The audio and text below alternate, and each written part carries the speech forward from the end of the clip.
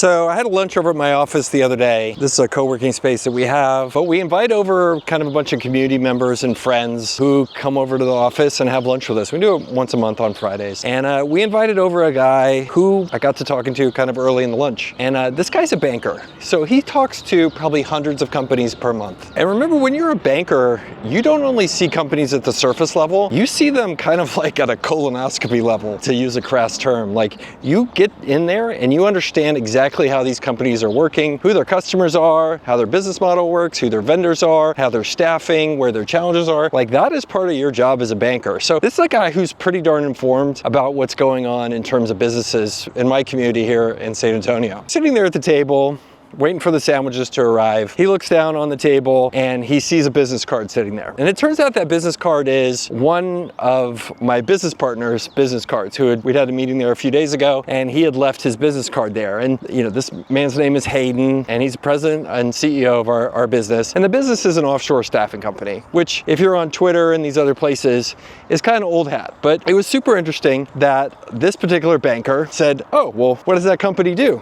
And I started to explain, okay, company's name is Near, been around for about 5 years, and we basically help US companies staff overseas employees in their businesses and help them track them down, recruit them, interview them, negotiate salary, and then get them all set up and then support you after you have them. And we do that as a recruiting firm, or we do as a staffing firm, a bunch of different models. And as I started to explain it, I was watching his face, the banker's face. And what was fascinating to me is, despite all of his experience and his exposure to companies, what I was explaining to him was kind of relatively new. And it's not a knock on him at all. It's just opened my eyes to kind of how trends happen, and where it's easy in the scope of a trend to feel like you're behind the curve, but in reality, like you're super early. And this concept of offshore hiring, it feels like it got onto Twitter even before Elon Musk bought Twitter. It was a thing years ago where people were starting companies around the same time we did, and we started ours in 2020 plus or minus. Looking back over that time, it feels like Twitter knew about this idea of offshore hiring, which, by the way, is super popular. Like, I feel like I've known about it for years. But what it reminded me of, and this discussion at lunch reminded me that, oh, the majority of people, like, they don't even know about it yet. It's not even like a twinkling of an eye that this huge wave and this huge trend is starting for them. So I think there's two takeaways from this story. Number one is just this point I just talked about, which is it's really easy to feel like you're way behind when in reality, like, you're way ahead. It's just because typically you've been exposed to things that the vast majority of the world hasn't even been exposed to yet. And the reality is, like, the mainstream and that kind of flyover America and everybody just kind of doing normal jobs and living normal lives, like, there are just so many of those people that if you're somebody who's upfront and early and stuff and innovative, man, like, you can feel like you're just behind the curve, but in reality, there's a huge wave of people that haven't even, like, heard of what you're doing yet. And here's the second takeaway, which is, if you're an entrepreneur creating businesses, if you're somebody trying to be even the least bit innovative, there is a place where all this stuff and all these innovations and all these trends get talked about earlier than any other place. And it's not on YouTube, it's not on TikTok, it's not on LinkedIn.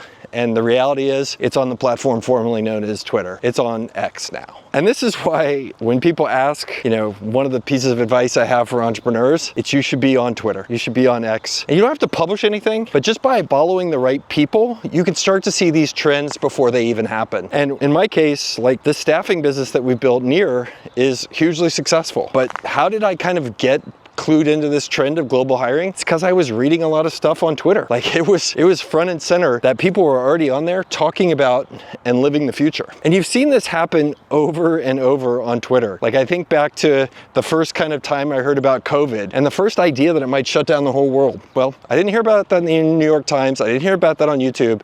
It broke on Twitter. And cryptocurrency, Bitcoin, NFTs, AI, LLMs, like, all of these trends, there's a place I heard about them first, way before anything else, and it was there on Twitter. And I remember when Elon Musk paid $44 billion or whatever to buy Twitter, and a lot of people called him crazy. And I think I was one of the people who was like, man, this is pretty smart. Like, this guy gets it, just because he has seen and saw, like, the same phenomenon I'm talking about. Because ultimately, like, Twitter, like it or not, is at the epicenter of where news breaks and where kind of innovations are first broken to the kind of broader group of us. And it's where it all happens. And I've seen it over and over again with the press. Like, there are tons of reporters that are lurkers on Twitter. They're not writing, they're reading. And I've seen it over and over again where something on day 1 becomes a story or a breaking thing that somebody talks about on Twitter. Day 5, it shows up in the mainstream media. And why? Because some reporter went and picked up the story after they read the tweets, did some research, did their kind of reporting, and then published a story on day 5. And when you have that kind of platform that is at the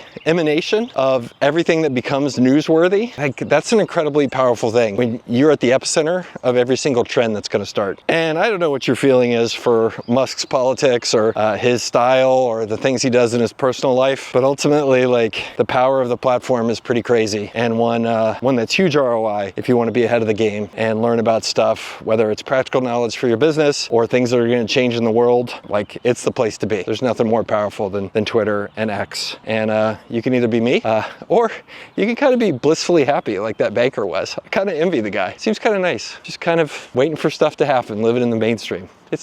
I'll take it.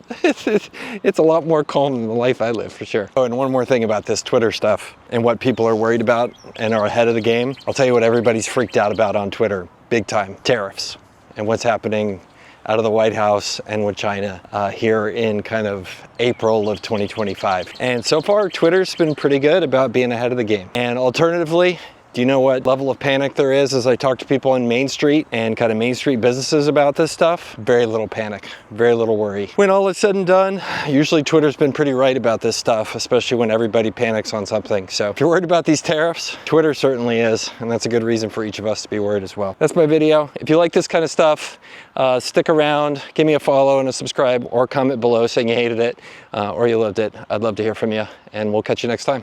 See ya.